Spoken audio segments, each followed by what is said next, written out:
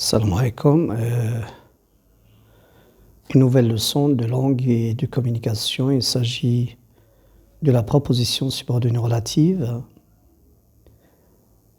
C'est une leçon de la séquence 1, deuxième semestre. L'identification, la subordonnée relative, c'est quoi? C'est une petite phrase, une petite proposition chassée dans la principale, c'est-à-dire reliée à la principale au moyen d'un pronom relatif. C'est quoi un pronom relatif? C'est un pronom qui a deux fonctions, c'est-à-dire il joue dans la phrase deux rôles. Le premier rôle, c'est de remplacer un nom répété. Donc, il faut avoir un nom répété dans deux propositions qui sont séparées par un point. Deuxième fonction, pourquoi on l'appelle relatif? Parce qu'il relie deux propositions dans une logique de phrase complexe. C'est-à-dire, il y aura, lors de son utilisation, à la place de deux propositions séparées, on aura une phrase complexe, c'est-à-dire une seule phrase composée de principales plus propositions subordonnées. Bien sûr, en français, il y a plusieurs subordonnées, et ici, on parle de subordonnées relatives, parce qu'il sera introduite par les pronoms relatifs ou deux fois, que, qui, dont deux fois. Je vais passer au support et les règles. Je vous ai exprès utilisé la même phrase, la même proposition au début. Et dans la deuxième proposition, à chaque fois, j'ai réutilisé le nom nouvelle, mais dans des fonctions différentes. Et selon ces fonctions, on va choisir le pronom qui va, effacer la répétition du nom répété ou du nom, et il va aussi relier à chaque fois. Donc on aura besoin d'effacer ces points ici pour avoir une phrase complexe à chaque fois. Donc j'ai besoin d'effacer ces points grâce au pronom relatif qu'on va utiliser.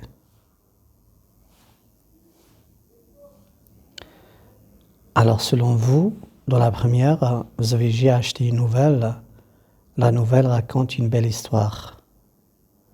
Quand vous voyez, nous avons ici le mot nouvelle, le nom nouvelle est répété sous forme de sujet.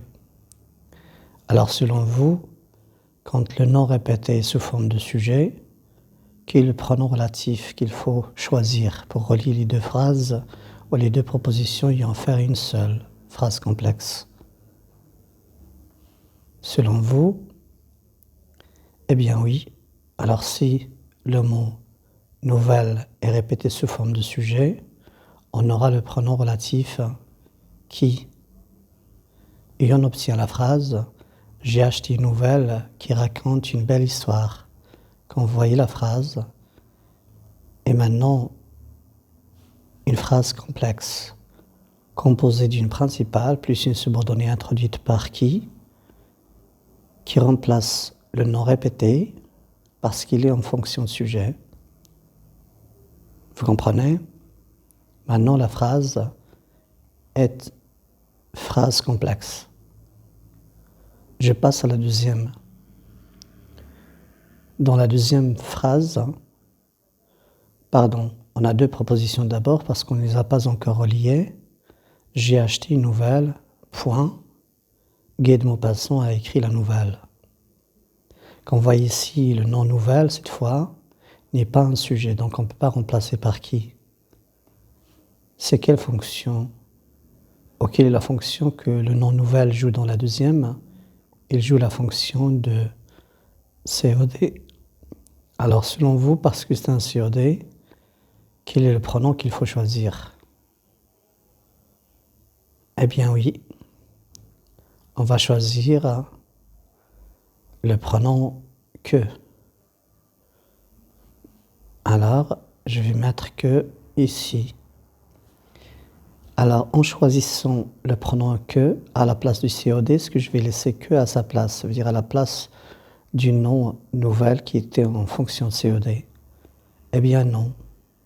Quel que soit l'endroit du nom répété, il faut déplacer le pronom relatif en tête de la deuxième proposition appelée proposition relative.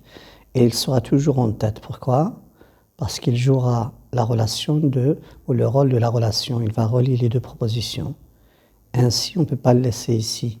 On va le déplacer en tête de la deuxième proposition appelée relative pour qu'il assure la relation, pour qu'il assure l'enchâssement de la subordonnée dans la principale. Et on obtient « J'ai acheté une nouvelle que Guy de Maupassant a écrit ». Mais attention, il y a une autre règle d'orthographe qui dit que quand le verbe est conjugué avec l'auxiliaire avoir et que le COD est placé avant, le participe passé s'accorde avec ce COD. Le participe passé s'accorde avec le COD, ce sera une autre règle. Voilà. Donc on doit ajouter un E ici. Voilà. Et on obtient « J'ai acheté une nouvelle que Guy de Maupassant a écrite ». Donc jusque-là, c'est bien. On passe à la troisième. Dans la troisième, vous avez « J'ai acheté une nouvelle, point ». Maman m'a déjà parlé de cette nouvelle.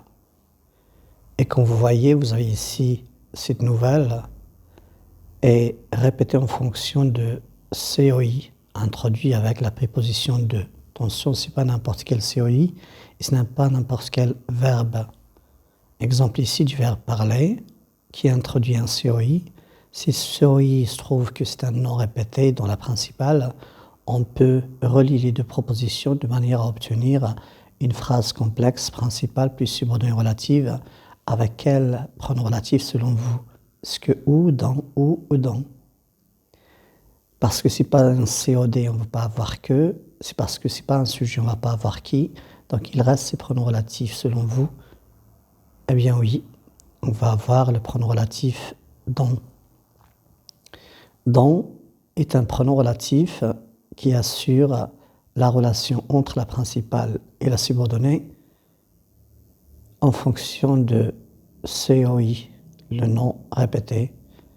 Comme j'ai déjà dit, il faut ne pas laisser le pronom relatif là où on a le nom. Il faut toujours le placer en tête de la proposition. Et comme ça, on obtient « J'ai acheté une nouvelle dont maman m'a parlé ». Et ce sera donc la phrase ou notre phrase complexe.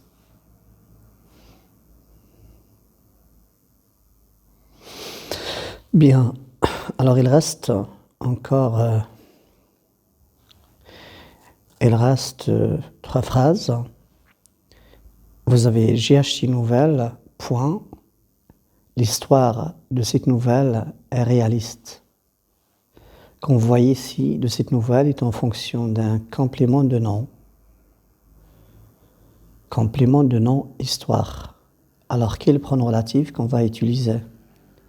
Et tant que ce n'est pas c'est un complément de nom, c'est pas un COI, on ne va pas avoir don. C'est pas un COD, on ne va pas avoir que. C'est pas un sujet, on ne va pas avoir qui. Selon vous, quel est le pronom relatif à choisir ici? Puisque la nouvelle est en fonction de complément de nom. Oui, on va donc avoir le pronom relatif dans. Le pronom relatif dans nous permet de relier, voilà. Je vais le placer en tête d'abord, puis je vais avoir la phrase comme ça. Je vais le rectifier.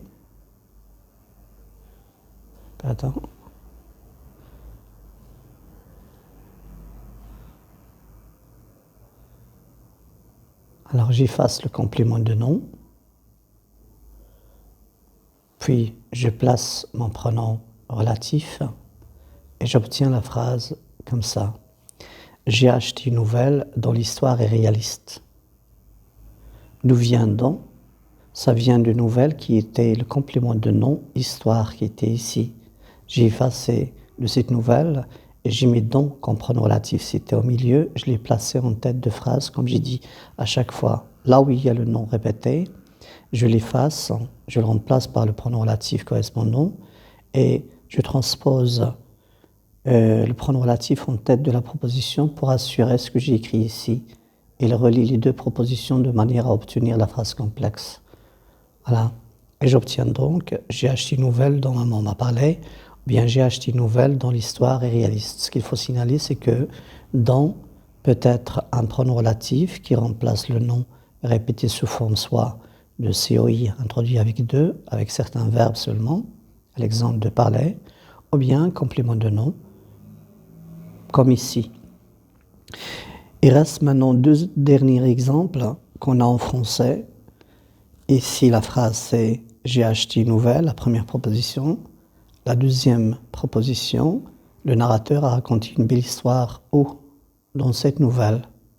Alors nous avons ici, dans cette nouvelle, c'est un CCL. Alors selon vous, quel est le pronom relatif qu'il faut choisir? Bien sûr, il reste deux ou. Alors on va voir le pronom relatif où.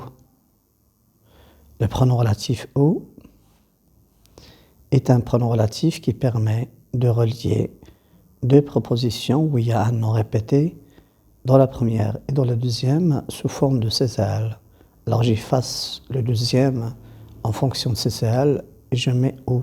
Je le place pas à la même, je le mets pas à la même place de CCL, mais je dois le transposer, comme j'ai dit à chaque fois, en tête de la proposition pour relier. Et j'obtiens « j'ai acheté une nouvelle » où le narrateur a raconté une belle histoire. Bon, alors maintenant, le CCL, pour le remplacer, il faut avoir un pronom relatif qui est « où ». Et voilà donc les règles que je constitue. Dernière règle, ici il s'agit de la dernière phrase. J'ai acheté une nouvelle, bien sûr j'ai le mot nouvelle, mais ce n'est pas lui que j'ai répété parce que nouvelle ne sera pas un CCT. Donc j'ai rajouté un autre nom qui jouera le rôle du CCT. J'ai acheté une nouvelle le jeudi, point, je t'ai rencontré ce jeudi-là. Donc j'ai ce jeudi-là qui est en fonction de complément circonstanciel de temps, selon vous, le complément circonstanciel répété pour assurer avec un pronom relatif une relation, une phrase complexe. Le pronom relatif sera un « ou ». Donc attention, le « ou » ce n'est pas uniquement pour le CCL comme pronom relatif, mais aussi il remplace un CCT. Et bien, je remplace par « où » et j'obtiens « j'ai acheté une nouvelle le jeudi où je t'ai rencontré ». Comme vous voyez, la phrase est complètement juste. Et j'obtiens donc le pronom relatif « où » qui m'assure la relation entre une principale plus une subordonnée avec le « ou » en fonction de CCT. Alors si je relis les phrases, mais avant ça, je récapitule les règles. Si le nom répété sous forme de sujet, je mets qui comme pronom relatif.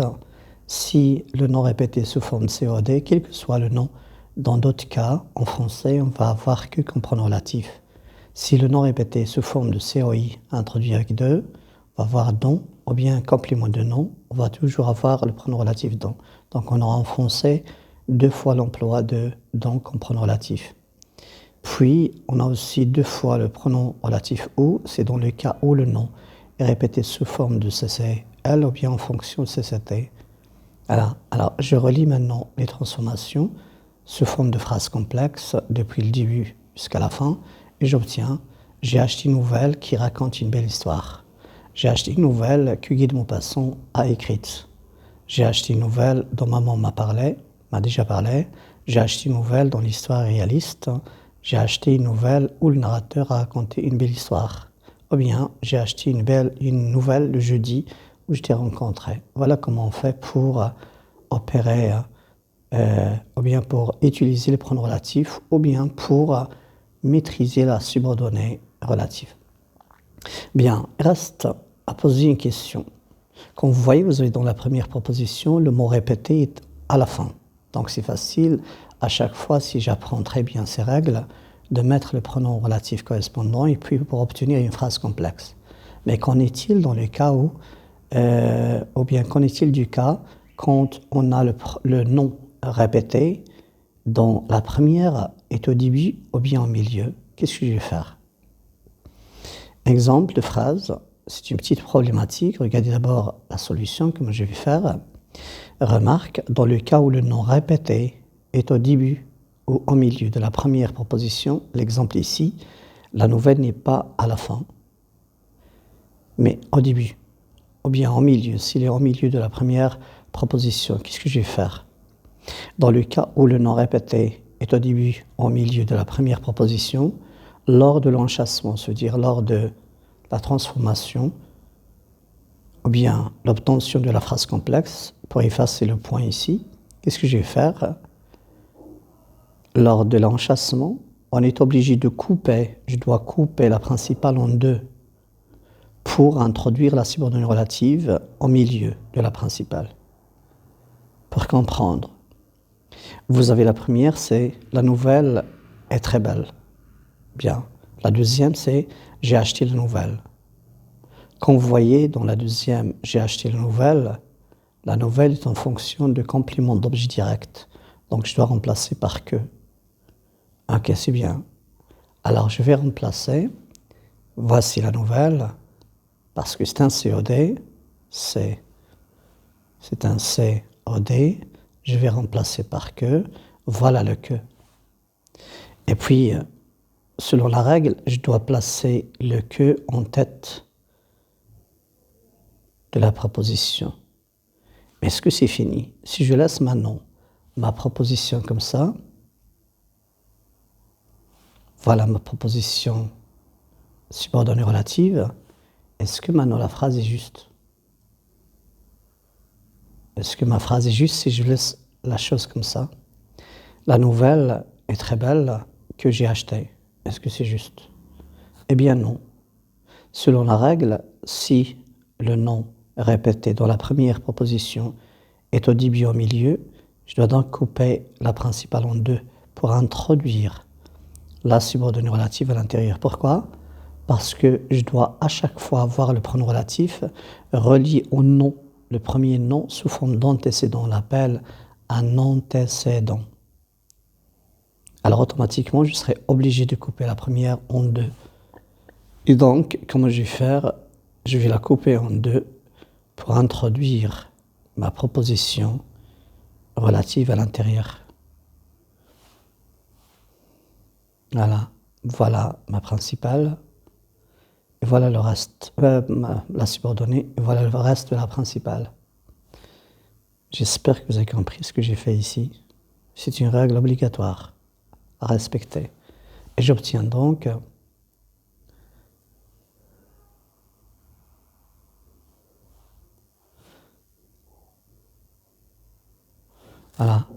voilà ma principale.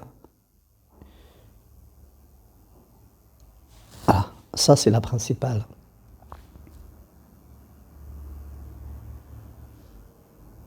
Pardon.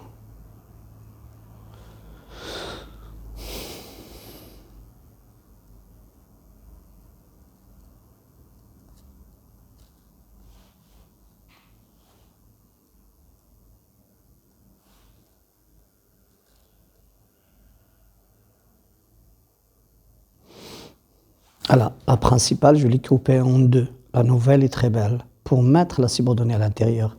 Donc, la subordonnée, c'est celle-ci, normalement. Voilà.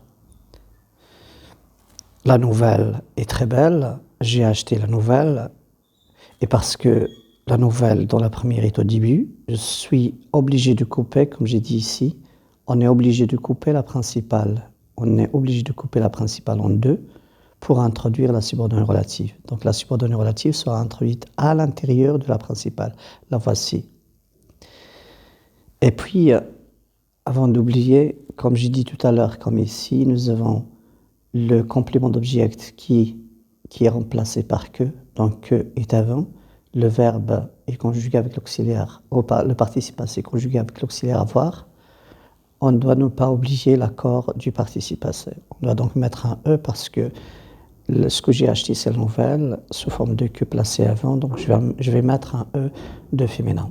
Voilà donc les règles à respecter lors de la transformation relative ou l'utilisation du pronom relatif. Merci beaucoup, j'espère que vous avez compris. Appliquez ces règles sur les exercices que vous avez sur le manuel et on verra les corrections en classe. Merci beaucoup.